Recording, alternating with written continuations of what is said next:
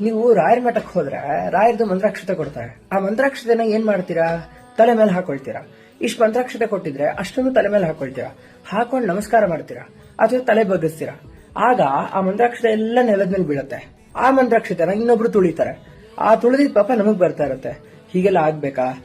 ಇದ್ರ ಬದಲಾಗಿ ಇಷ್ಟು ಮಂತ್ರಾಕ್ಷತೆ ಕೊಟ್ಟಿದ್ರೆ ಅದ್ರಲ್ಲಿ ಎರಡು ಕಾಳನ್ನ ತಲೆ ಮೇಲೆ ಇಟ್ಕೊಳ್ಳಿ. ಮಿಕ್ಕಿದ ಮಂತ್ರಾಕ್ಷತೆನ ನಿಮ್ ಬುತ್ತಿಲೋ ಎಲ್ಲಾದ್ರೂ ಒಂದು ಪೆಟ್ಟಿಗೆಲೋ ಕಟ್ಕೊಂಡು ಮನೆಗೆ ತಗೊಂಡು ಹೋಗಿ ದೇವರ ಮನೆ ಒಳಗಡೆ ರಾಯರ ಮುಂದೆನೋ ಅಥವಾ ನಿಮ್ಮ ಮನೆಯಲ್ಲಿ ಯಾವ ದೇವರ ಫೋಟೋಗಳಿದೆಯೋ ಅದರ ಮುಂದೆ ಒಂದ್ ಸಣ್ಣ ಸಂಪುಷ್ಟದಲ್ಲಿ ಅಥವಾ ಒಂದು ಬಟ್ಲಲ್ಲಿ ಶುದ್ಧವಾಗಿಟ್ಟು ಪ್ರತಿನಿತ್ಯ ಅದಕ್ಕೆ ಪೂಜೆ ಮಾಡಿ. ನಮ್ ತಲೆ ಮೇಲಿರೋ ಮಂತ್ರಾಕ್ಷತೆ ವಾಪಸ್ ಕೆಳಗಡೆ ಬಿದ್ದು ಅದನ್ನ ಇನ್ಯಾರೋ ತುಳಿದು ಆ ಪಾಪ ನಮಗ್ ಬರೋದ್ ತಪ್ಪತ್ತೆ. ಎಷ್ಟೋ ದಿವಸ ಆದ್ಮೇಲೆ ಆ ಮಂತ್ರಾಕ್ಷತೆನೂ ಸ್ವಲ್ಪ ಹಳೇದಾಗ್ತಾ ಬರುತ್ತೆ. ಆಗ ಹೊಸ ಮಂತ್ರಾಕ್ಷತೆನ ಆ ಪಾತ್ರೆಗೆ ತುಂಬಿ ಹಳೆ ಮಂತ್ರಾಕ್ಷತೆನ ಯಾರು ತುಳಿದೇ ಇರುವಂತಹ ಜಾಗಕ್ಕೆ, ಅಶ್ವತ್ಥ ವೃಕ್ಷದ ಬುಡಕ್ಕೋ ಅಥವಾ ನಿಮ್ಮ ಮನೆ ಗಿಡದ ಹತ್ರ ಎಲ್ಲಾದ್ರೂ ಯಾರು ತುಳಿದೇ ಇರುವಂತಹ ಜಾಗಕ್ಕೆ ಅದನ್ನ ಹಾಕ್ಬೇಕು. ಅಷ್ಟೇ ಸಿಂಪಲ್.